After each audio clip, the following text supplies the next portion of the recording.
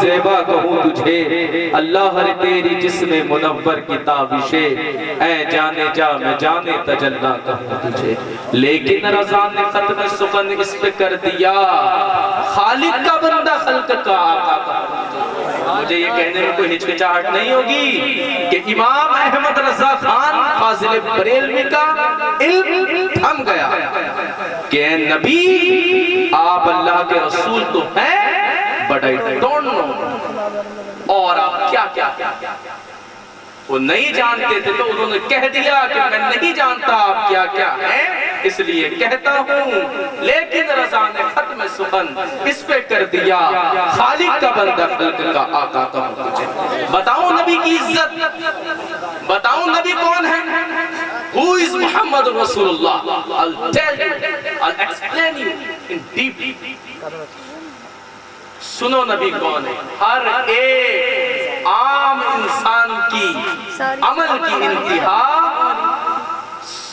ہر ایک عام انسان کی عمل کی انتہا جو اولیاء ہوتی ہیں ان کے عمل کی ابتدا ہوا کرتی ہے، سننا، اور ہر ایک اولیاء کی انتہا شہداء کی ابتدا ہوا کرتی ہے، اور ہر ایک شہداء کی انتہا صدیقین کی ابتدا ہوا کرتی ہے، اور ہر ایک صدیق کی انتہا نبیوں کی ابتدا ہوا کرتی ہے، اور ہر ایک نبی کی انتہا رسولوں کی ابتدا ہوا کرتی ہے، اور ہر ایک رسول کی انتہا محمد عربی کی ابتدا ہے، اور محمد عربی کی انتہا کا کسی کو معلوم نہیں۔ میں تو مالک ہی کہوں گا کہ وہ مالک نے ابھی یاد محبوب کو محب نہیں میرا تیرا۔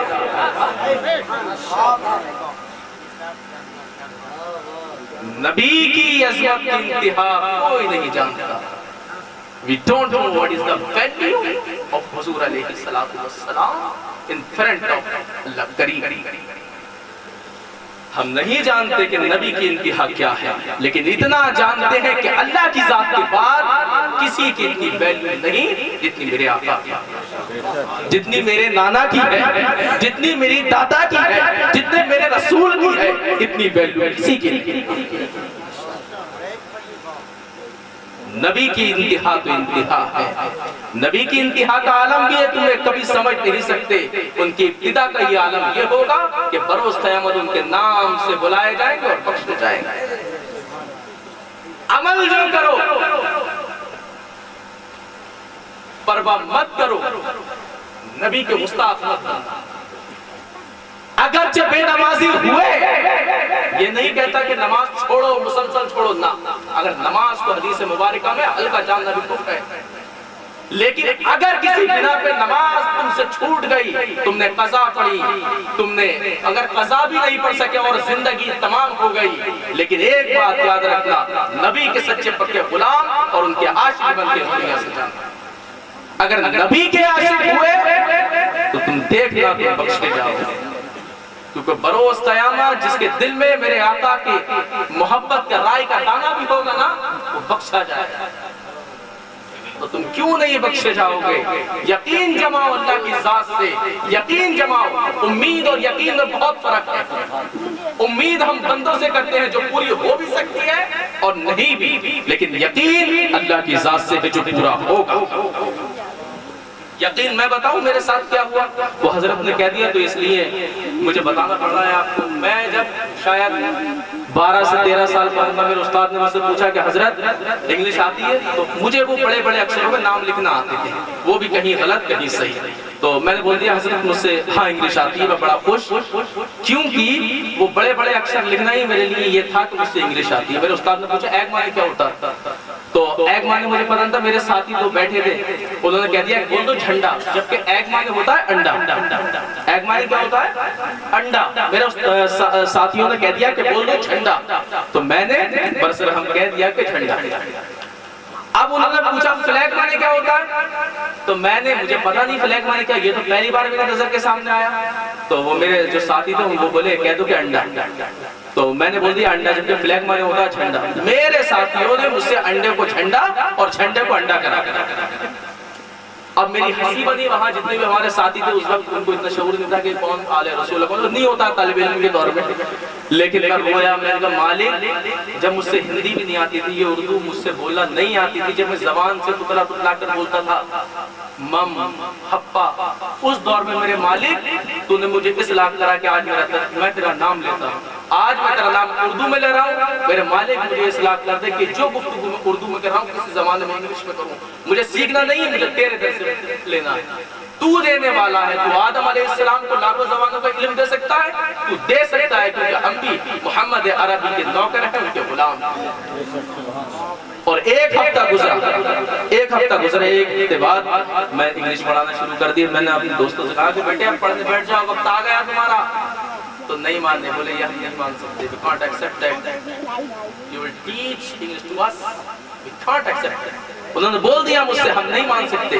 آج یہ وقت ہے کم از کم 100 بچوں سے زیادہ کو انگلش پڑھا چکا ہوں، جس میں 40 سے 45 بچے بھرپور طریقے سے انگلش بولتے ہیں۔ یہ وقت ہے، اللہ سے لو لگاؤ، وہ دے گا وہی دے گا۔ نبی علیہ السلام نے ارشاد فرمایا اگر اللہ تعالیٰ پوری دنیا کے انسانوں کو بادشاہ بنائے اور اس کے خزانے کا ایک سمندر ہو تو سمندر میں اتنی کمی نہیں آئے گی جتنی سوئی کو تم بھگو دو اس کی نک پہ پانی آ جائے۔ سمجھ میں آئی بات؟ نبی سے it is an important thing, it is the best thing in the world. It's not that I don't know English, I know well, but I am not used to being told. It's not that I can't confuse in the English, I can do, but I will not.